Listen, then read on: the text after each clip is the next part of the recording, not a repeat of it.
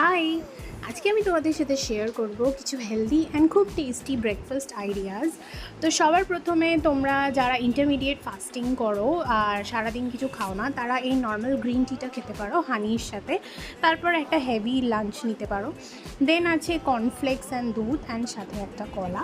এটা অনেকক্ষণ হেভি রাখে তোমাদের। অ্যান্ড দেন অল্প করে লাঞ্চে ভাত খেতে পারো।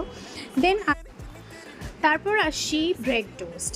এটা হচ্ছে ডিমের সাথে ব্রেডটা একসাথে টোস্ট বানানো, বাট তোমরা আলাদা আলাদা করতে পারো।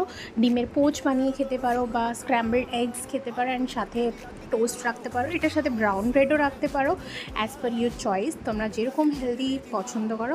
আর এটা হচ্ছে মোস্ট হেলদি অ্যান্ড আমার স্পেশালি ফেভারিট, সুজির পোলাও, সরি সুজির পোহা।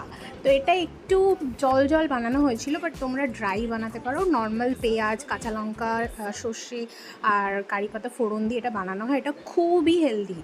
তো কমেন্টে জানিও কেমন লাগে।